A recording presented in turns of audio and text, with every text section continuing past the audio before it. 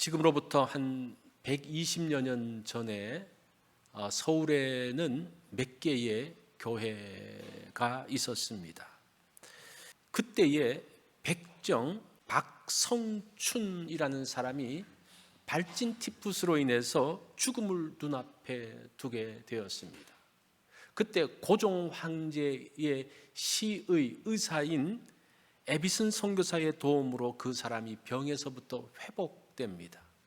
이 병에서부터 회복되고 감사하니까 그 백정들을, 그 주변에 있는 백정들을 다 데리고 교회에 나오게 되었습니다. 그 은혜가 너무나 감사해서 열심히 신앙생활을 합니다. 그리고 교인들에게 인정을 받았습니다.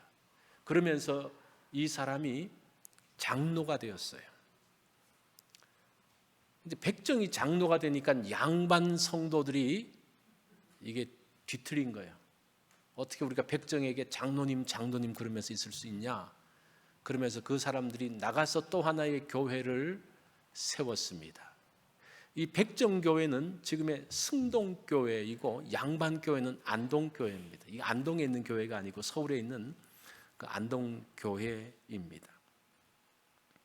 우리나라가 120년 전만 해도 신분차별은 대단했습니다. 그렇죠? 양반과 상놈의 그 벽은 넘어갈 수가 없었습니다.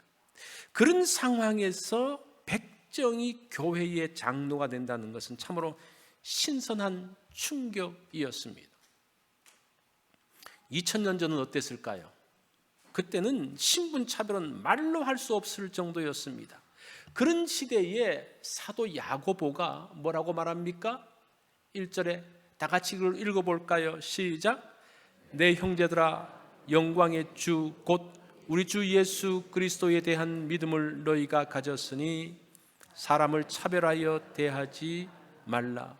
믿음을 가진 너희는 사람을 차별하지 말라고 합니다. 지금은 이게 당연한 말 같지만 그 당시에는 이해할 수 없는 말이었어요. 왜?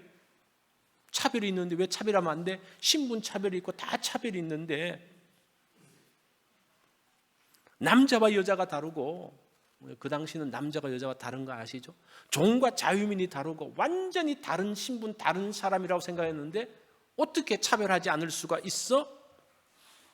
이런 생각을 했다는 겁니다. 아리스토텔레스라는 유명한 철학자가 이렇게 이야기합니다. 조금 실망할 수도 있는데, 어떤 이는 태어날 때부터 자유인이요 어떤 이는 노예임이 분명하니 후자의 경우 노예 상태가 본인에게 유익하며 적합하노라. 이렇게 이야기했어요. 넌 노예로 사는 거 그거 그냥 유익해. 그런 시대였다는 겁니다. 로마 시대 때의 노예는 물건과 같았습니다. 주인이 마음대로 했습니다. 팔 수도 있고 죽일 수도 있었습니다. 한 번은 이제 손님을 초대해서 파티를 하는데 이제 이야기를 하다가 사람이 죽는 걸 한 번도 못 봤다는 거예요. 그래? 내가 한번 보여줄게. 그러면서 그 자리에서 노예를 죽이는 그런 일을 플라미니우스라는 사람이 했다고 합니다. 그 외에도 많은 것들이 있어요. 노예가 병들고 그러면 강 가운데 있는 성에다 그 사람들을 다 유기시켜버려서 그 자리에서 그냥 굶어 죽게 하는 것이 그 당시의 일이었어요. 왜냐하면 저 사람들은 인간이 아니기 때문이었습니다. 그리고 노예들이 자기의 소유라는 것을 표시하기 위해서 얼굴에 낙인을 찍었어요. 이거는 정말 사람을 사람으로 취급하지 않는, 마치 말에다가 그죠? 낙인을 탕 찍듯이 하는 이런 시기에, 오늘날 시기 말고 이런 시기에 사람을 차별하지 말아라. 이 말은 파격적인 이야기입니다. 그 나라가 뒤집어지는 이야기예요. 왜 그리스도인들은 사람을 차별하지 말아야 되나요? 영광의 주, 곧 우리 주 예수 그리스도에 대한 믿음을 가졌기 때문이라고 말합니다. 예수 믿는 사람은 다르게 살아야 된다고 말합니다. 여기에서 호칭을 한번 여러분 잘 주목을 해보세요. 내 형제들아, 영광의 주, 우리 주 예수 그리스도, 예수 그리스도를 영광의 주님이라고 말합니다. 이 영광의 주님이라고, 영광이라는 단어를 쓸 때는 하나님께 쓰는 용어거든요. 자, 그리고 야고보서 1장 1절에도 그런 내용이 나와요. 하나님과 주 예수 그리스도의 종 야고보는, 여기서 주라는 말은 구약에서 아도나이, 하나님을 사용할 때 쓰는 단어였어요.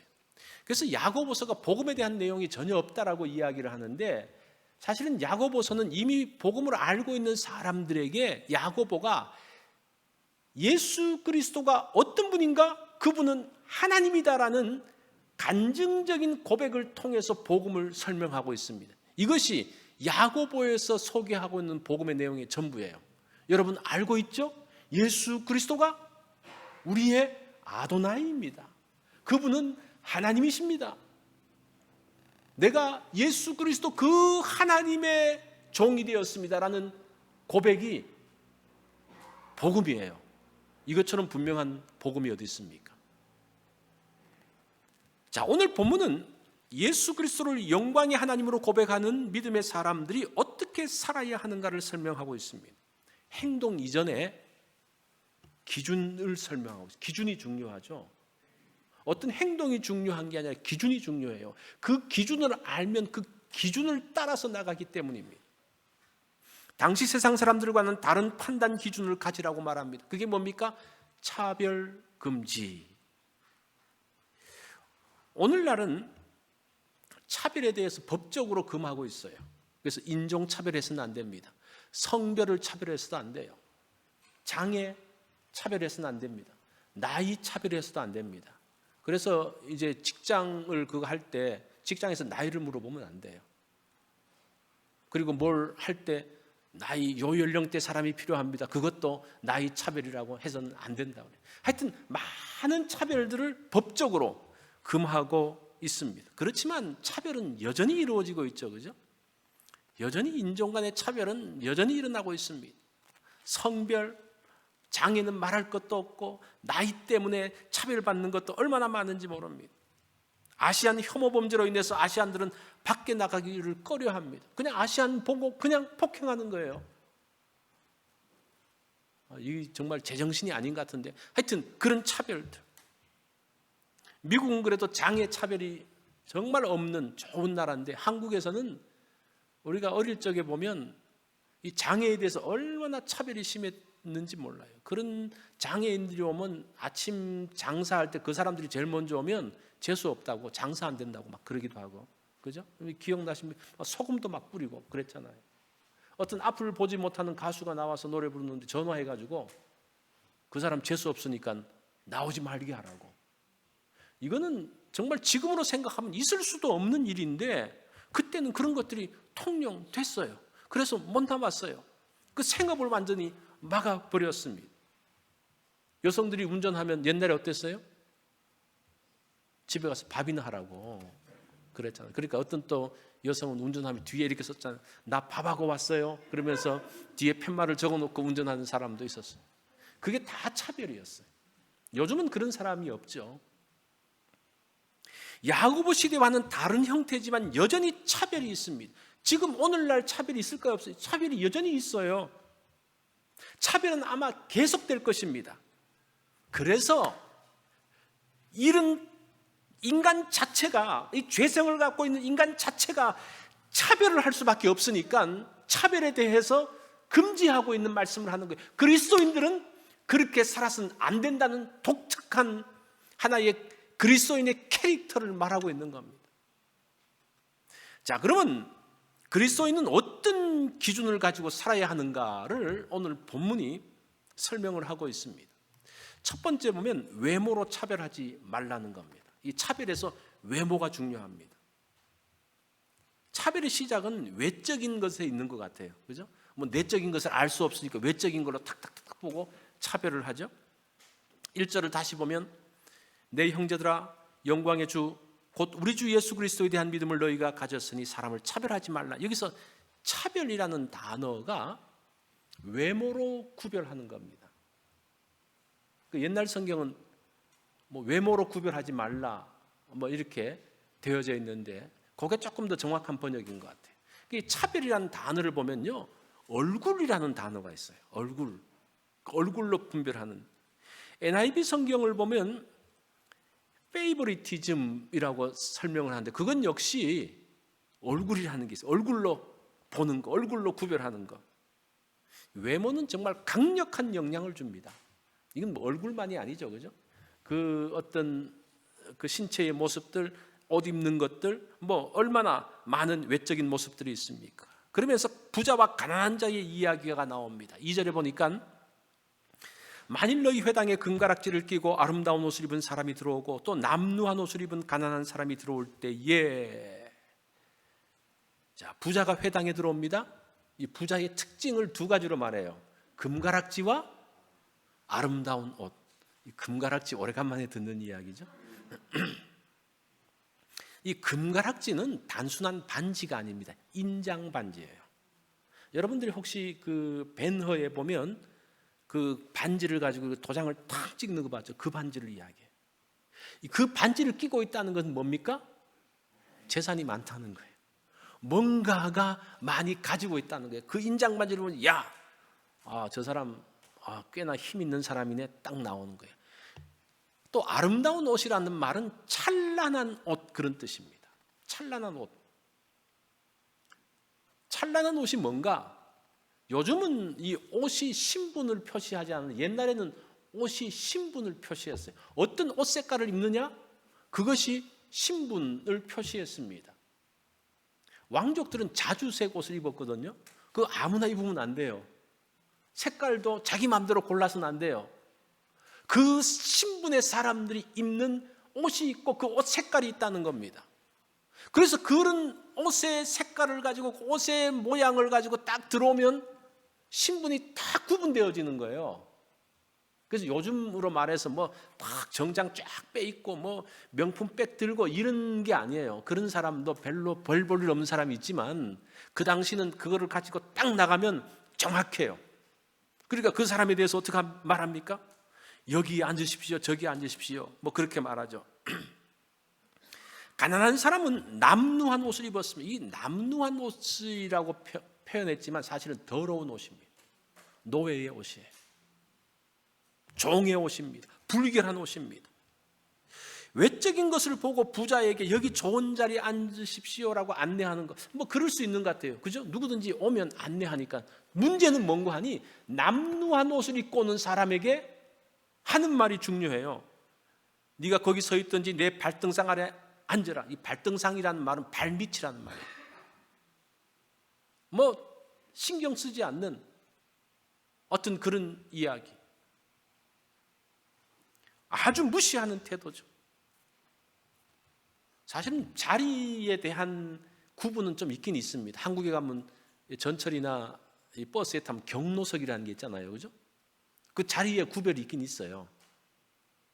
어른을 차로 모실 때도 상석이 있긴 있습니다. 그런데 중요한 것은 외모로 판단해서 부자와 가난한 자, 그 사람을 차별하지 말라는 겁니다. 차별하지 않는 것이 영광의 주를 믿는 사람들의 모습, 그리스도인의 모습이라고 말합니다. 그것이 그 당시의 그리스도인들의 모습이었다는 거예요. 자, 두 번째는 우리가 어떤 판단 기준을 가져야 되는가? 하나님의 기준으로 보는 겁니다. 우리가 어떤 판단을 할 때에 내 기준이 아닌, 내 생각이 아닌 하나님의 생각, 하나님의 기준으로 보는 겁니다. 5절 말씀을 보면 내 사랑하는 형제들아 들을지어다. 하나님이 세상에서 가난한 자를 택하사 믿음에 부요하게 하시고 또 자기를 사랑하는 자들에게 약속하신 나라를 상속으로 받게 하지 아니하셨느냐. 그리스도인의 기준은 외모가 아니라는 거예요. 하나님의 눈으로 본다는 겁니다. 하나님이 세상에서 가난한 자를 택하사, 여기서 가난한 자는 세상이 말하는 가난한 자예요.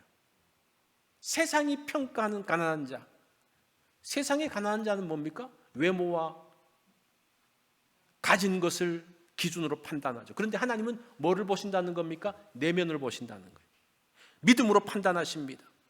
가난하지만 믿음이 부유한 사람들이 있습니다. 믿음의 부자를 보라는 겁니다. 이 사람이 믿음이 어떠한지를 보라는 겁니다. 신앙인들도 가끔 그렇게 이야기하잖아요. 세상적인 방식으로. 그 교회에서 예수 잘 믿으려면 돈이 있어야 돼.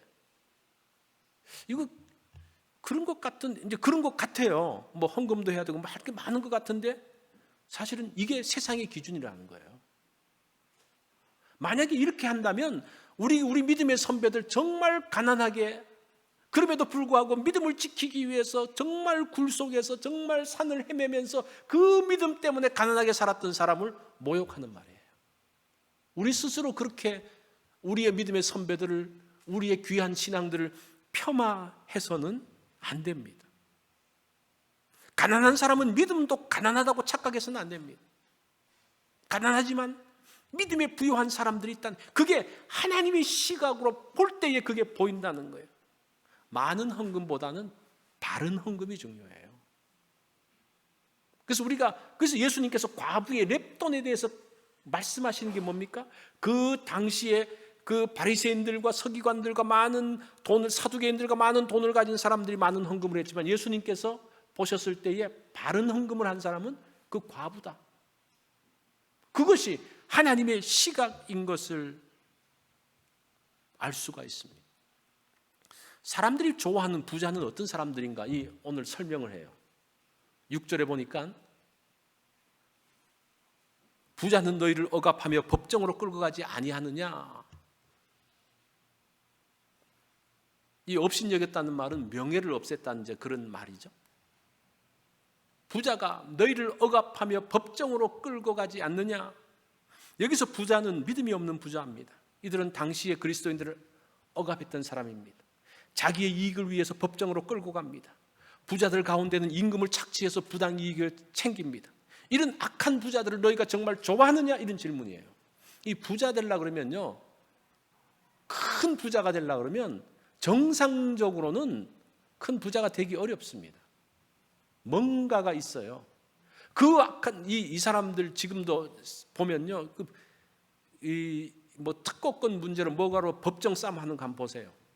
애플과 삼성이 붙어서 싸움하는 거 한번 보세요. 법정으로 가서 자기 이익을 챙기기 위해서 다 법적으로 갑니다. 그렇게 이제 큰 기업들이 붙으면 붙을만 하지만 돈도 별로 없는 사람에게 큰 기업이 와서 탁 재판을 걸면요, 이길 수가 없습니다. 그러면서 자기 필요한 것들을 다 뽑아가는 것이 지금 세상의 악한 부자인데, 그 부자들에게 너희가 이 사람들이 믿음이 부유한 것처럼 생각하느냐?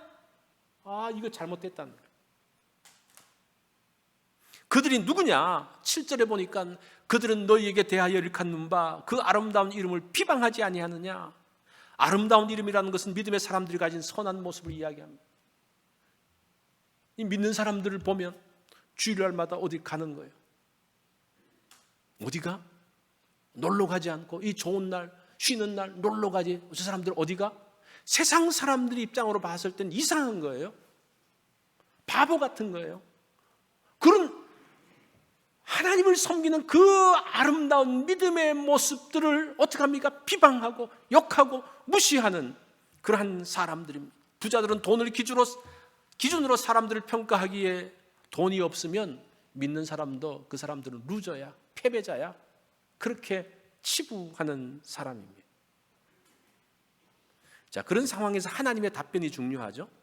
하나님은 뭐라고 말씀하시는가? 5절 중간에 보면 하나님이 세상에서 가난한 자를 택하사 믿음에 부요하게 하시고 또 자기를 사랑하는 자들에게 약속하신 나라를 상속으로 받게 하지 아니하셨느냐? 하나님께서 믿음의 사람들에 대한 이야기를 합니다. 내가 너희들을 믿음에 부요한 자로 세웠다. 그리고 하나님의 나라를 상속받게 했다. 우리를 무시하는 부자에게 이렇게 말해야 돼요. 너 돈 얼마 있어? 그거밖에 없어? 그런 사람들에게 당신 아버지 누구요? 우리 아버지는 하나님입니다. 그렇게 이야기를 해야 돼요. 당신 죽고 난 다음에 어디서 살 거요? 나는 우리 아버지가 계신 그 천국에서 살 거요. 얼마나 당당합니까?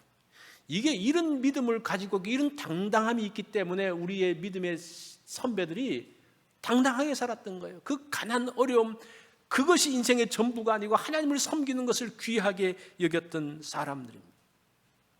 가난은 사실 불편한 거예요. 가난하면 힘들어요. 그거 부인할 수 없습니다. 그런데 하나님은 가난한 자를 택하셨다고 이야기합니다. 그리고 그 가난한 자들에게 내가 너희에게 하나님 나라를 유업으로 주셨다라고 이야기합니다. 하나님의 나라가 너희에게 유업으로 주어졌다고 이야기해요. 그것처럼 영광스러운 게 어디 있습니까? 쫓겨났던 왕자가 그 세상 어렵게 죽을 고비를 넘기면서 어려움 가운데 있으면서 내가 그래도 내 왕위를 회복해야지, 그 꿈 하나를 가지고 사는 그 사람이 어렵고 먹지 못하고 정말 떠돌이처럼 가난하게 살지만 그 마음 가운데 있는 자신의 신분에 대한 모습, 장차 그 나라를 회복할 것에 대한 그 꿈을 가지고 사는 게 얼마나 큰지 지금 그것을 이야기해 주고 있습니다. 믿음이 없는 부자들은 이 땅이 전부입니다. 이 땅이 전부예요. 한 길면 100년, 뭐 100년 살기도 뭐 얼마, 100년 산다 그러고 100년, 100년 동안 잘 사는 거예요. 그리고 영원히 그냥 힘들게 살 것입니까? 그런 사람들을 부러워하지 말라는 거예요. 우리는 재물의 부자보다는 믿음의 부자, 영원의 부자가 되어야 됩니다. 영원한 나라의 부자가 되어야 됩니다. 그런 시각을 가질 때 위축되지 않습니다. 이게 지혜라는 거예요. 우리가 얼마나 우리를 위축시키는 게 많습니까? 우리 이렇게 말하잖아요. 부러우면 지는 거야. 그죠? 부러우면, 저 사람이 돈 많은 게 부러우면 여러분 지는 거예요. 당당하게. 그래, 뭐 너 돈 많은 거 인정한다. 나도 가지고 있어. 너 돈 많다고 하루 뭐 10끼 먹냐? 똑같이 먹잖아요. 그죠? 다를 게 뭐가 있어요? 조금 비싼 옷, 뭐 싼 옷. 그렇지만 뭐 다 옷 입고 살고, 뭐 다를 거 조금 불편한 정도. 그러지만 그 마음 가운데 하나님이 주시는 그 평강, 은혜 가운데 사는 그거, 우리가 그것을 보면서 그런 하나님의 시각으로 사는 것이 중요하다는 겁니다. 그럼에도 불구하고 여전히 돈 많은 게 좋지라고 생각하는 사람들이 있어요.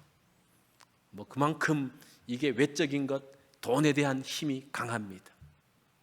자, 세 번째는 어떤 시각을 가져야 되느냐? 자유의 율법으로 산다는 겁니다. 그리스도인의 판단 기준은 자유의 율법을 기억하며 사는 겁니다. 12절에 보니까 너희는 자유의 율법대로 심판받을 자처럼 말도 하고 행하기도 해라. 이 자유의 율법이 뭐냐? 요한복음 8장 31절을 보면 우리 잘 아는 말씀이죠. 다 같이 읽어볼까요? 시작. 진리를 알지니 진리가 너희를 자유롭게 하리라. 진리이신 하나님의 말씀이 우리를 자유롭게 한다는 거예요. 세상의 가치 기준이 우리를 자유롭게 하지 않아요. 세상의 기준을 따라가면요, 굉장히 위축되어져요. 굉장히 힘들어요.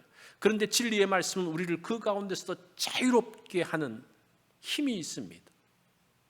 세상의 판단 기준이 뭡니까? 그게 왜 힘들어요? 외모를 따라서 평가하니까 힘들어요.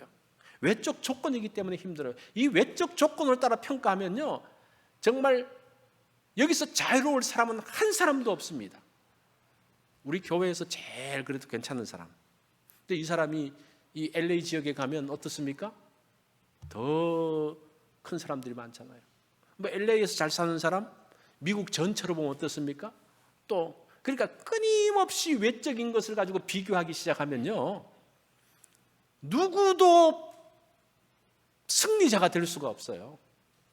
그 끊임없이 비교하는 가운데서는 다 패배자로 남게 되는 겁니다.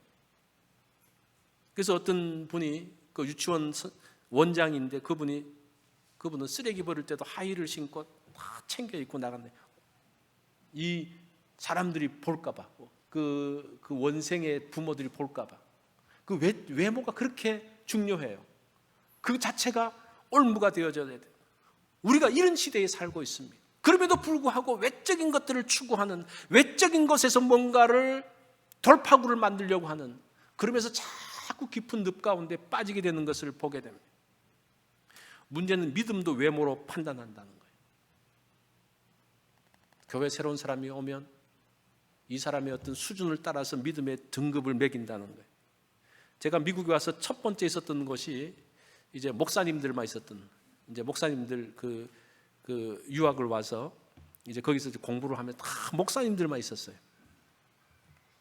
그 다음에서 제가 이제 목회하면서 왔는데 그때는 박사 될 사람들만 있었어요. 예비 박사들, 또 교수들, 또 아니면 한국에서 그 공무원들, 국가에서 공무원들,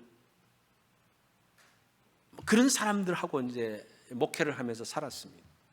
저는 한국에 있을 때는 미국에서 박사학위를 받은 것을 보면서 어떤 이제 권사님 아들이 박사학위를 받아왔는데 그 사람 믿음도 박사라고 생각했댔어요. 너무나 이렇게 그게 높으니까, 외적인 게 높으니까. 정말 말도 안 되는 이야기인데 그 외적인 기준이 그렇게 우리에게 강하게 영향을 준다는 겁니다. 목사들만 모인 곳에서도 외적으로 판단하고 차별하는 문제들이 있어요. 여전히 그 가운데서 있어요. 차별이 이처럼 무서운 힘을 갖고 있습니다.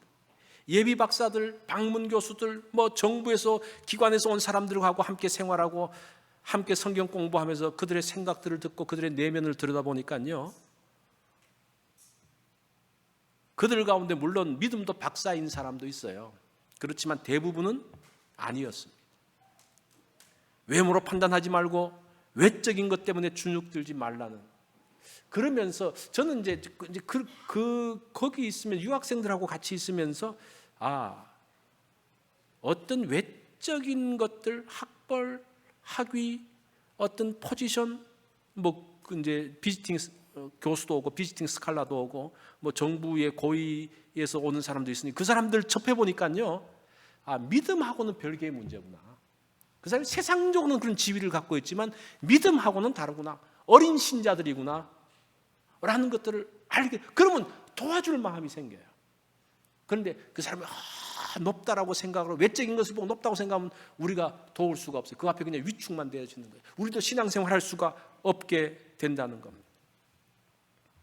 이런 눈이 열릴 때 자유로워진다는 거예요. 이것이 그리스도인의 자유입니다. 어린 왕자라는 책은 어른이나 아이나 모두가 좋아하는 책이죠. 거기에서 이런 말이 나옵니다. 가장 중요한 것은 눈에는 보이지 않아. 잘 보려면 마음으로 보아야 해. 사실 눈에 보이는 것은 빙산의 한 모서리에 불과하거든. 보다 크고 넓은 것은 마음으로 느껴볼 수 있는 거야. 그런데 어른들은 모두 눈으로만 보려고 하지. 눈앞에 나타나야만 보인다고 믿거든. 정말 눈뜬 장님들이지. 여우가 어린 왕자에게 하는 이야기인데 성경 말씀하고 비슷하지 않습니까? 세상 사람들도 그들이 이 외적인 것이 아니라고 생각하는 사람은 결국 어디로 돌아온다는 거예요? 성경으로 돌아온다는 거예요. 자유의 율법을 따라가는 것은 무엇이냐? 긍휼의 법을 따라가는 겁니다. 이게 오늘 본문에서 중요한 내용이에요. 13절을 같이 읽어볼까요? 시작. 긍휼을 행하지 아니하는 자에게는 긍휼 없는 심판이 있으리라. 긍휼은 심판을 이기고 자랑하느니라. 예. 긍휼은 심판을 이기고 자랑한다. 여기서 자랑한다는 말이 즐거워한다는 말이에요. 우리가 지난번에 야고보서 1장 9절에 보면 낮은 형제는 자기의 높음을 자랑하고 즐거워하고 자기의 그 하나님으로 인한 부요함을 그 신분 아이덴티티로 인한 즐거움, 이제 그것처럼 긍휼은 심판을 이기고 즐거워한다. 근데 여기서 심판이라는 말은 최후 심판이 아니에요. 이거는 판단. 그러니까 긍휼은 판단을 이기고 즐거워한다, 그런 말이에요. 외모로 판단하는 것을 넘어선다는 이야기입니다. 예수님은 긍휼하신 분입니다. 하나님의 성품도 긍휼이죠. 팔복에서 이렇게 말하지 않습니까? 긍휼히 여기는 자는 복이 있나니 그들이 긍휼히 여김을 받을 것이며. 긍휼이 뭐냐? 자유의 율법을 따라 나가는 것. 사람을 볼 때에 긍휼한 마음으로 보면요, 그 사람의 위축되지 않습니다. 큰 돈을 가지고 있는 사람도 그 사람도 다른 시각으로 보면요 굉장히 힘들고 불쌍해요. 굉장히 높은 사람도 보면 그 사람도 외로움이 있는 거예요. 그것을 볼 수 있는 눈이 긍휼이라는 겁니다. 외모로만 보면 절대 그런 것들이 보여지지 않습니다.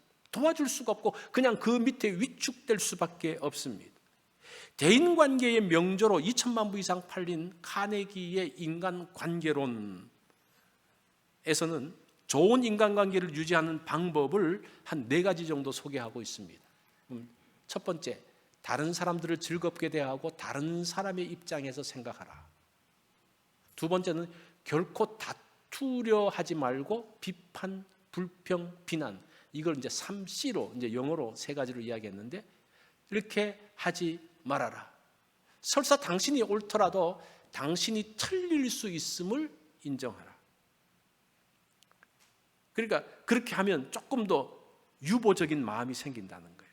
4번째, 항상 웃으면서 상대방의 이름을 기억해 두어라.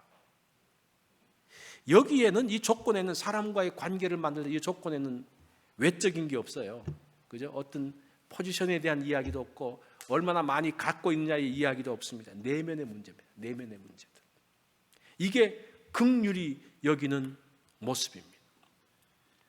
야고보서는 신앙인의 지혜를 말하고 있어요. 제가 지금 지혜 시리즈를, 야고보서를 지혜 시리즈로 진행하고 있지 않습니까? 지혜. 지혜는 진짜 부요가 무엇인지 아는 사람이에요. 껍데기가 아니라 정말 진짜 부요함이 진짜 부요함은 어디에 있다는 겁니까? 우리의 마음에 있다는 거예요. 우리의 내면 가운데 있다는 겁니다. 그리고 내가 누구의 상속자인지 아는 겁니다. 내가 어떤 문제가 있을 때 누가 내 뒷배로서 나를 책임지시는가를 아는 사람이라는 겁니다. 이런 기준을 가지고 살면 위축되지 않습니다. 여러분 절대 위축되지 마세요. 어떤 사람 앞에서도 내가 그런 마음을 가지고 긍휼의 마음으로 보면요, 그 사람하고 대등한 입장에서 자유롭게 당당하게 설 수 있습니다. 그게 우리 믿음의 신앙의 선배들의 당당함이었습니다. 이런 아름다운 이름을 가진 그리스도인으로 사는 겁니다. 이런 판단 기준을 가지고 사는, 여러분 그리스도인의 판단 기준이 무엇인지 분명히 알고 이 3가지를 기억하면서 이 기준으로 산다면 우리도 어떤 경우에서도 위축되지 않고 당당하게 정말 복되게 살 것입니다. 그런 믿음의 사람들로 서시기 바랍니다.